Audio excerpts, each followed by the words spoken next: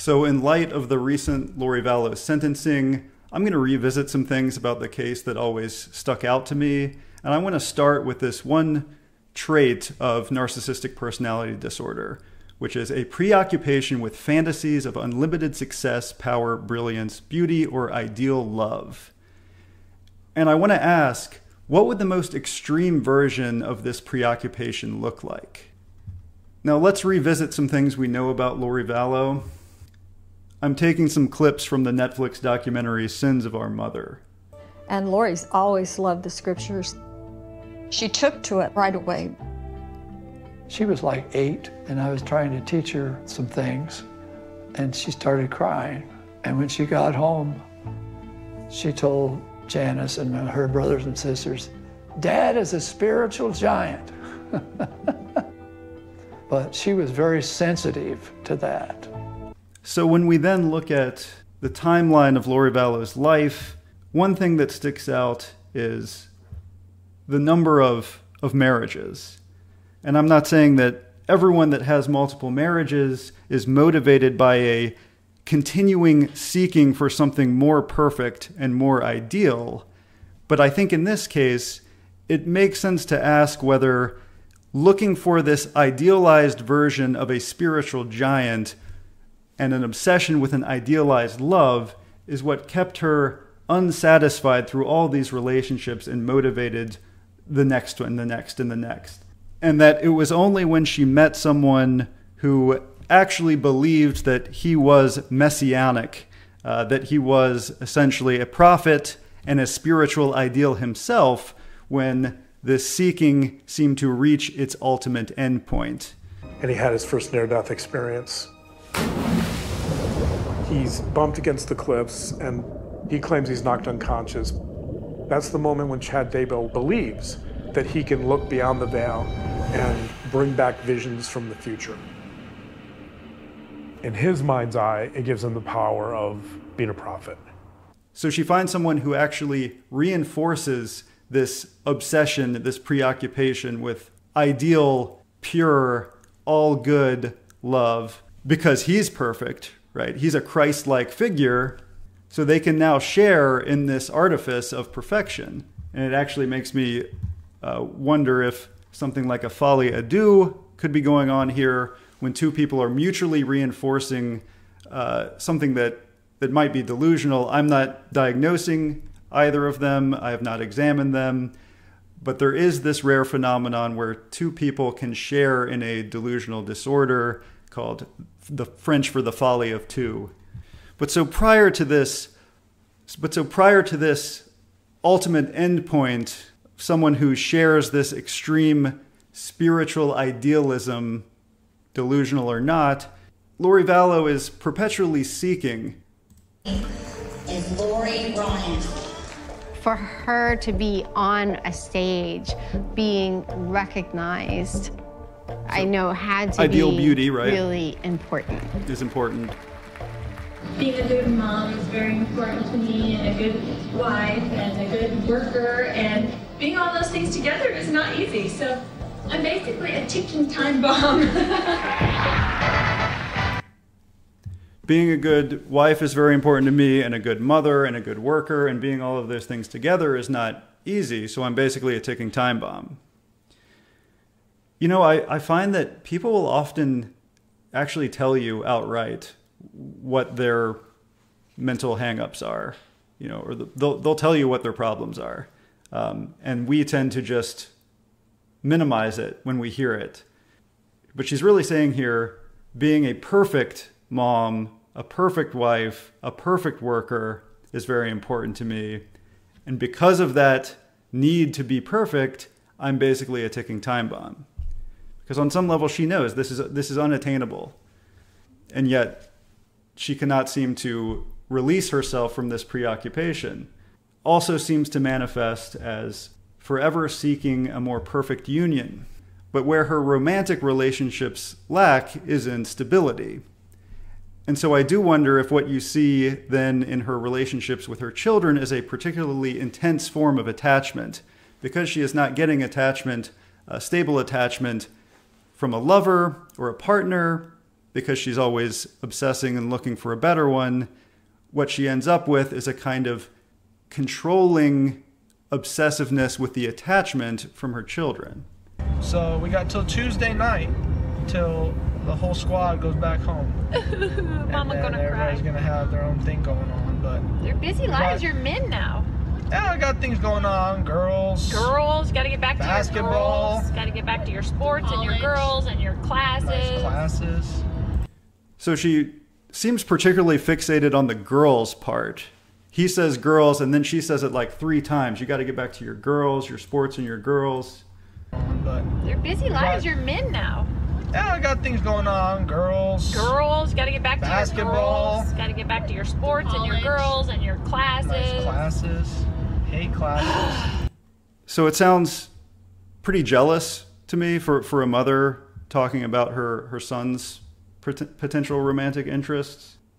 And we do hear a bit more about her jealousy from Colby's partner as well. Both felt, okay, this has like real potential. I went to a Christian church with Kelsey. My mom just was so upset with that. She felt like I was taking Colby away from the LDS church. I think it was more about control for Lori than anything. She was just very passive aggressive. She would like snake her way into things and try to manipulate things or make Colby feel bad. She was always competing with me for Colby's like love and attention, and I don't know, I just always had an off feeling about her. So that idea that Lori was mad at Colby for going to a Christian church with his new girlfriend seems like the first instance where a religious belief was sort of covering for an emotional need. So in this case, it sounds like the jealousy is really about Colby having a new woman in his life other than herself.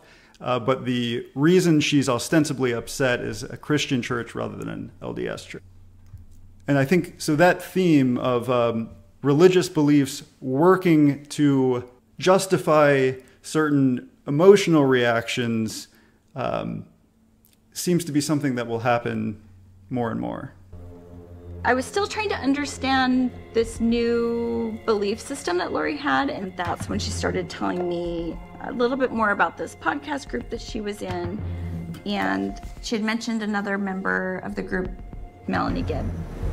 You are here with Lori and Melanie this morning on our podcast, Feel the Fire. We hope that all can feel the fire, and thank you so much. We want everybody to feel the fire, the heavenly fire, that you can be encompassed in His love.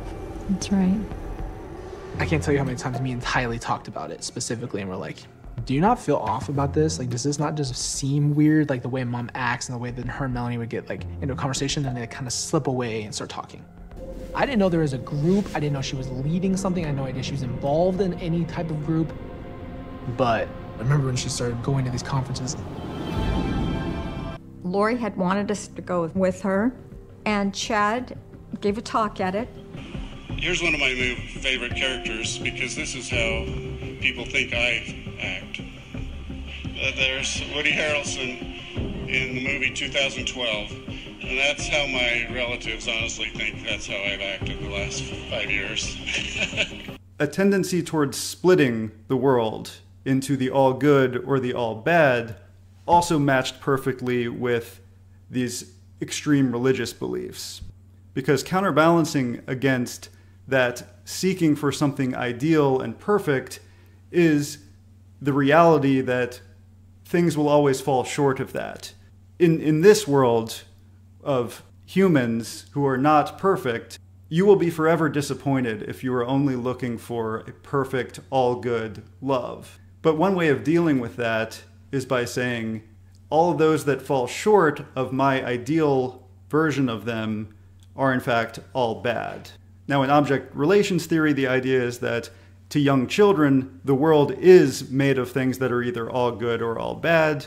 There's the all good object of the loving mother, and the all bad object when the mother is, or the caretaker is neglectful or not present. But with time and good enough parenting, these things are consolidated into the gradations of people that we see as adults. People that are neither perfect nor all evil. So splitting is something that's more often associated with borderline personality disorder, another cluster B pathology. But oftentimes these cluster B tendencies cluster together. And in this case, it seems that the spiritual view of the world as the chosen, the 144,000 who were selected for the apocalypse versus the unchosen is sort of the ultimate split. I mean, it's literally the good and the evil. It's almost like a too perfect of a justification for splitting the world. As an aside, I think the strength of religion, the idea of religion is to give you a barometer, it is to give you ideal versions to compare yourself to, right? Like the idea of being like Christ or, doing what a perfect person would do is something you can strive for, but it is not something for this world. It is not attainable, most people would say.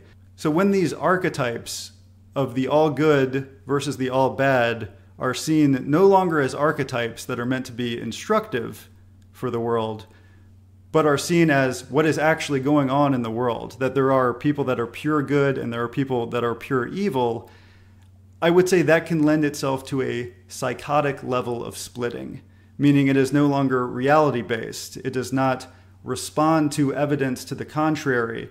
It is like building a castle in the sky and then moving into it.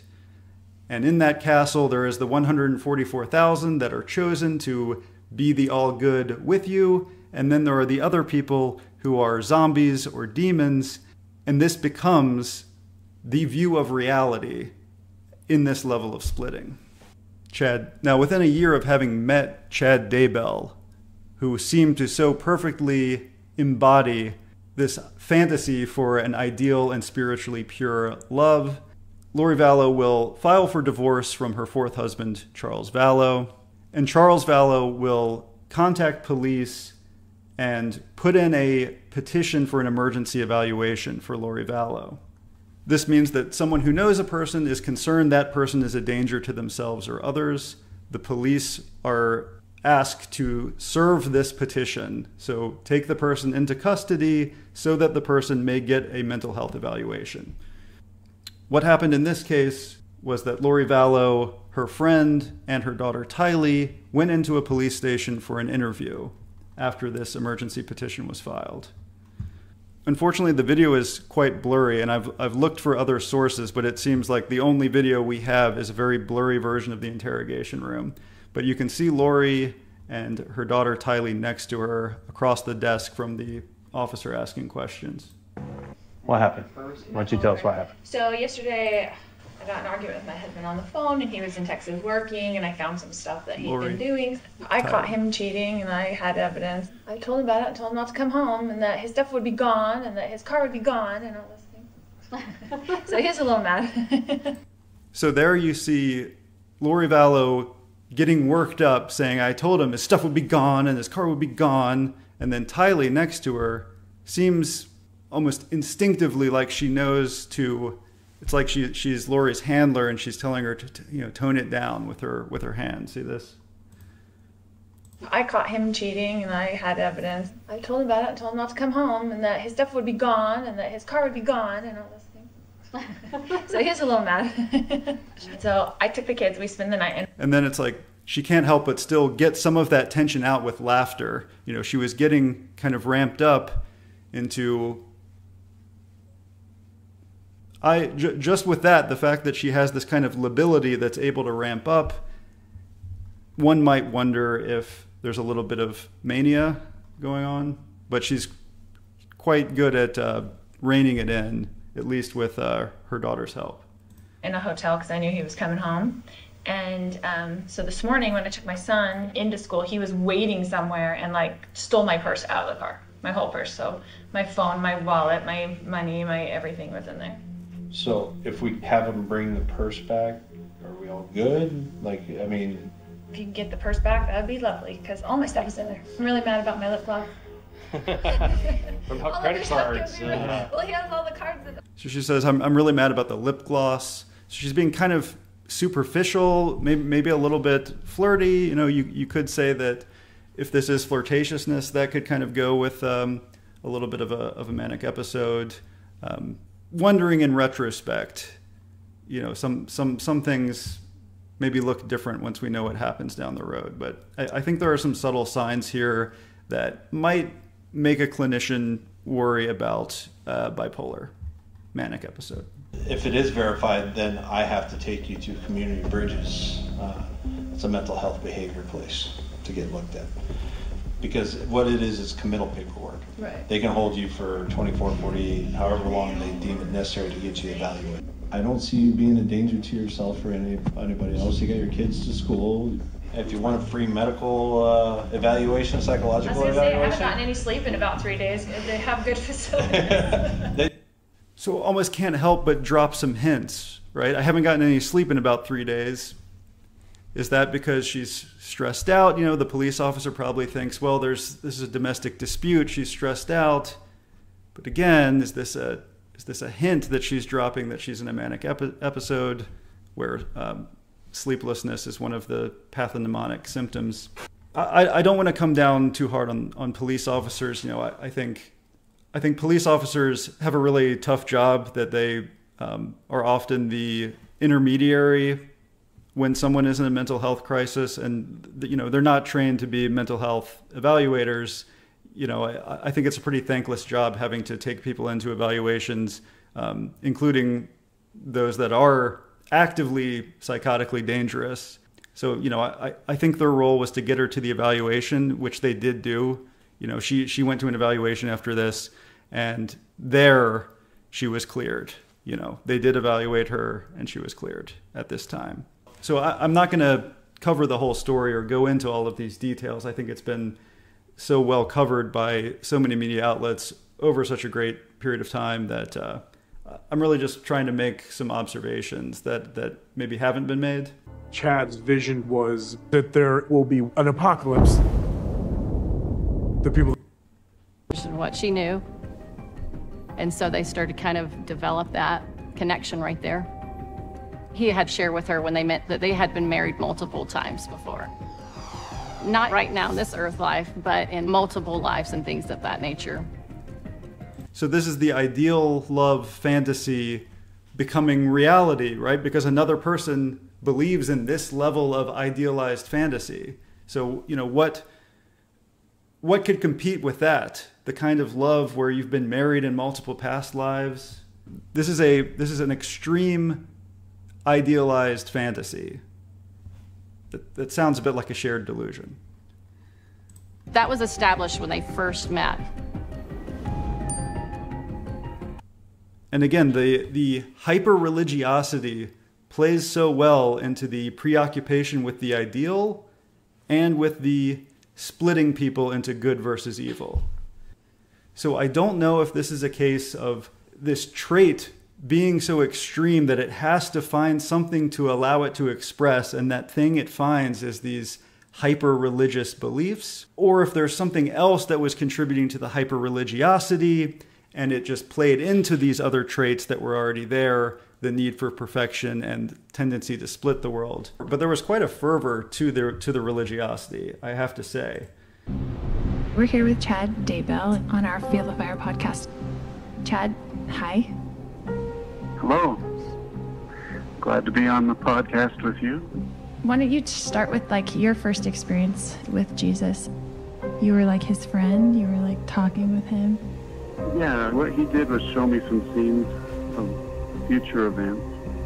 There was major tribulations in the world. Much of the world was in chaos. But he was organizing his people to build a new Jerusalem. The last time she and I texted. So she sees this guy, Chad Daybell, as an ideal lover, and she sees his beliefs as ideal for making sense of the world where people are either all good or all bad. But she also must experience some subjective level of spiritual ecstasy for her to have gone so far down this road, right? And that, combined with the police interview, where you might see some signs of mania, perhaps, the fact that she was later found incompetent to stand trial, presumably for psychosis, before being restored, might make you wonder if there's a bipolar disorder with psychotic features here that interacts with the personality structure that is preoccupied with ideal love. And one thing I often wonder about is the fact that anti-epileptic medications work for epilepsy. They control seizures, but they're also a first-line treatment for bipolar disorder. Now, in bipolar disorder, we never see seizure signatures on EEG, but there are cases of specifically temporal lobe epilepsy leading to hyper-religious visions, hallucinations, and just intense spiritual beliefs. And there's actually something called Gershwin syndrome.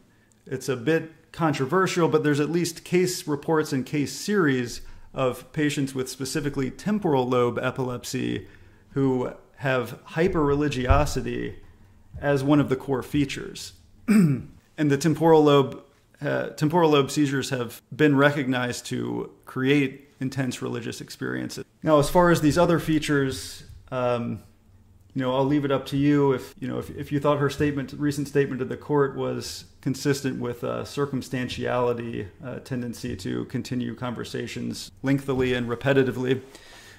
But what I wonder about temporal lobe seizures and the fact that anti-epileptics work for bipolar disorder is, if at least in some cases of bipolar disorder, there are partial seizures or transient periods of synchrony, maybe along microcircuits in the temporal lobe, too small and too transient to be picked up on EEG, but sufficient enough to underlie a sort of hyper-religiosity, the same way that full-blown temporal lobe seizures can underlie hyper-religiosity. Finally, let's go ahead and go to her statement.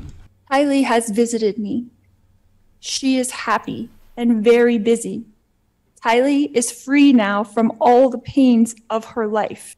One of the times that Tylee came to me as a spirit after she died, she commanded me, and she said to me, "Stop worrying, Mom. We are fine." The first time JJ visited me after he passed away, he put his arm around me, and he said to me, "You didn't do anything wrong, Mom."